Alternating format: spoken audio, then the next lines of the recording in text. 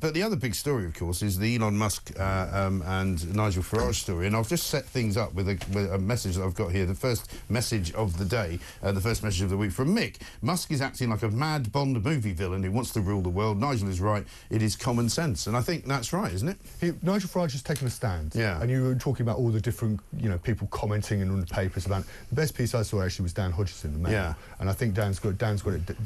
Well, I've been grooming Dan Hodges for some time now. He's started to talk common sense. I mean, people have said he started to agree with me on the show as well. So we're doing well there. So, but Dan's point is this: that Nigel Farage took a stand against Tommy Robinson. It wasn't necessarily in his interest to do so. You could have taken a view that Nigel Farage should have turned around and said, OK, if Elon Musk wants to free Tommy Robinson, I want to free Tommy Robinson because I want the money from Elon Musk, what, $100 million in funding for Reform UK. But he's taken a very different view, and it's going to be interesting to see really whether he gets the money. That's the key. Is Elon Musk going to pull all support for Reform UK while Nigel Farage is in charge?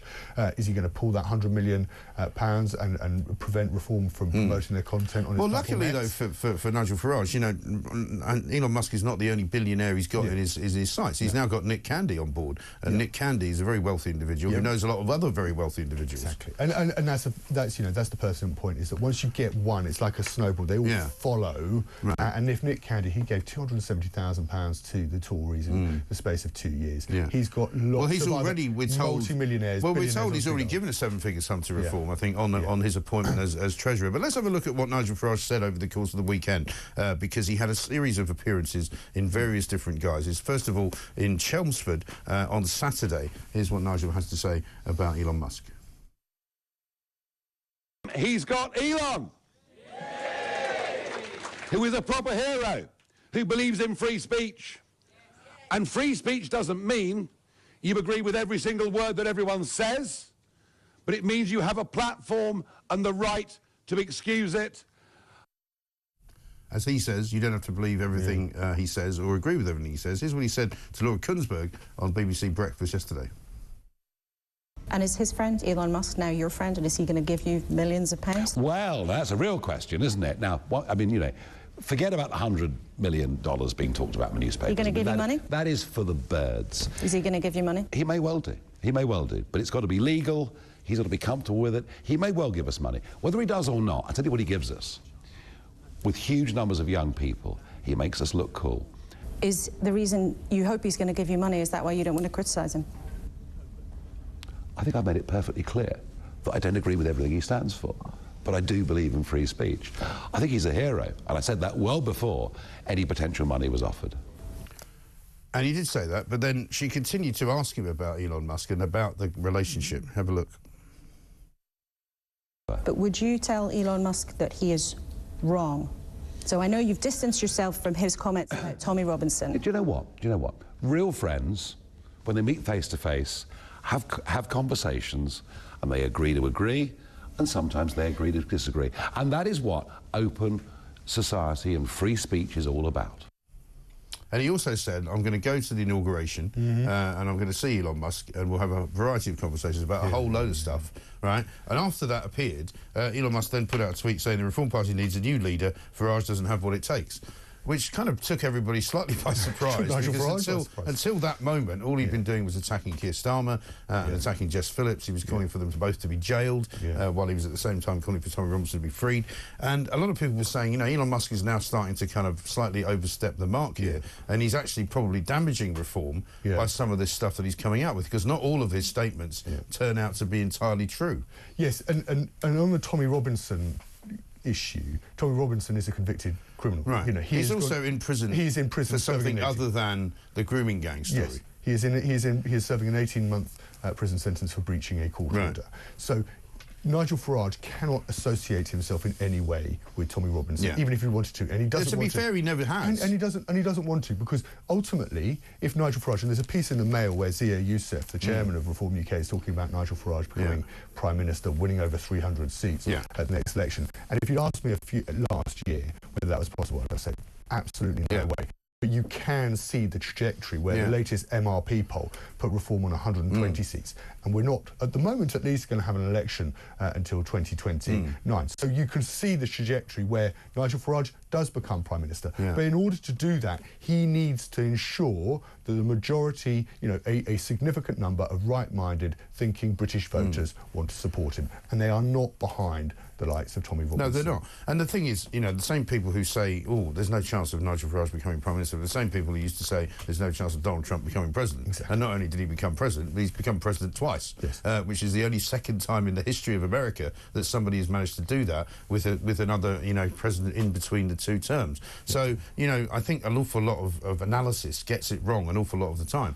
And you're quite right to say that, Nigel Farage over time has been very consistent in his lack of support for UKIP when they started embracing Tommy Robinson, for his moving away from UKIP when that happened. And as somebody pointed out this morning, I think it was Tim Stanley in the Telegraph, all of these people like Lawrence Fox and Calvin Robinson and Tommy Robinson and all these people, they've all stood for election and got absolutely nowhere.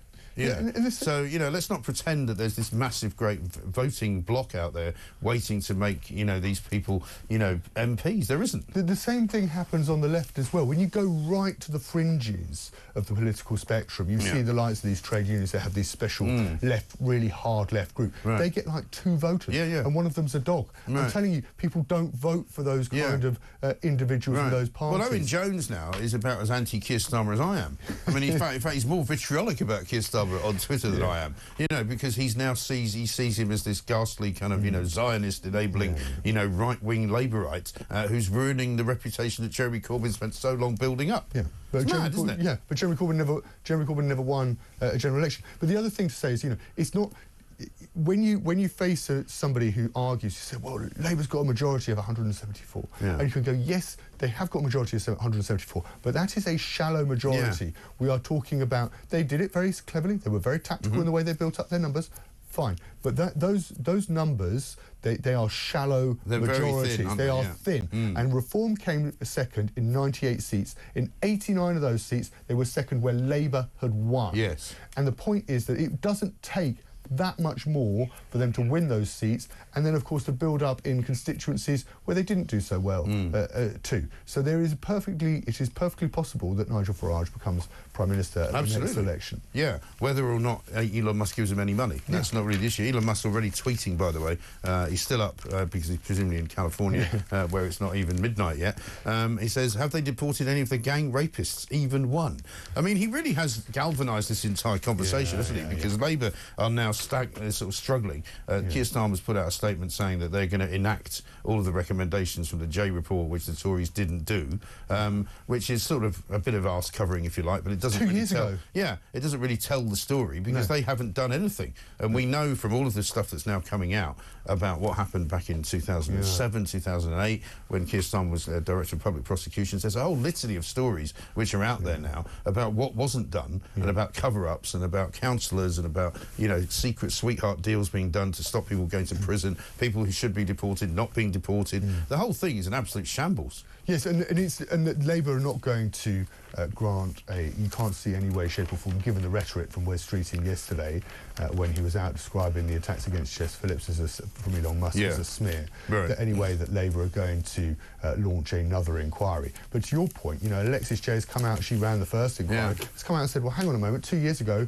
I made these recommendations and not one of these recommendations. Nobody did anything. And it's not just, you can put the blame on the Conservatives and say, well, they didn't enact the recommendations, but by the same token, Keir Starmer, who was the Director of Public Prosecutions, is now the Prime Minister and he's had 6 months, and still these recommendations have not been enacted. And they've already said to us, haven't they, that they've had to make priorities, and they haven't made this one of their priorities. They're doing it now because Elon Musk is starting to, get up their noses and starting to upset them all. But basically, the Labour government got in July. They've done nothing about the grooming gangs at all. We like to think of things as being binary, Mike, don't we? We like to think we're pro somebody or we're against somebody. But Elon Musk, he has given this story impetus. He turbocharged it. He turbocharged it, condemning him on Tommy Robinson. Do you see what I mean? You're not just putting people in boxes and saying, well, there is some merit. If we get as a result of this the recommendations implemented, that is a good thing. Yeah. something we should people deported, which should be happening. Yes. You know, these people with dual nationality and many various different MPs of different hues, and the Tories are being very strong on this too as well at the moment, and you can accuse them of being hypocrites for not doing anything and now calling for things to be done. However, you know, there's an awful lot of people now, senior MPs, former ministers and current ministers, calling for people to be punished properly and be deported. But Kemi Badenoch released the statement, of course, only after Elon Musk raised it. And Nigel Farage, when he turns around afterwards and says, "Well, hang on, talk is cheap," he does have a fair point. He does. That actually, you know, the Tories, this was nothing to the Tories. Reform setting the, well, firstly Musk is setting the agenda, then Reform comes in off the back of it, and then suddenly the Tories are hopping up and down. And the point, of course, as well, and we'll stop in a minute because otherwise we'll get told off, but the point as well is that the difference between Nigel Farage and Elon Musk would appear to be that Elon Musk is honing in on the rape gangs, the grooming gangs, as we call them at this time of the morning. I know some people prefer to use the other word, I don't. But the point is that Elon Musk is actually pro-immigration.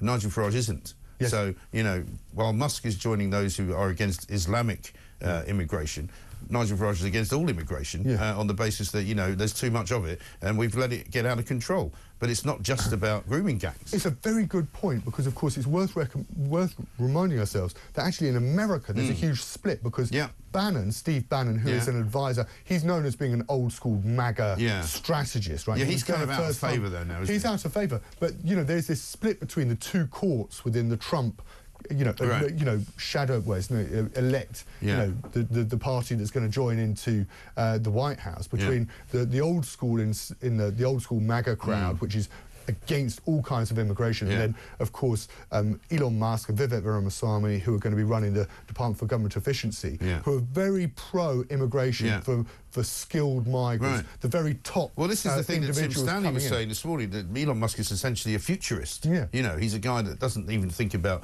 globalism. He thinks about, you know, outer space. You know, he doesn't just want to colonise, you know, most of the world for himself. He wants to colonise Mars. And he wants to have us all living in some kind of, you know, dream world where we've all got amazing electric cars and rockets and all the rest of it. All very brilliant and fantastic stuff. But, you know, is he the guy you want advising you on your immigration debate? I don't know. That's the question.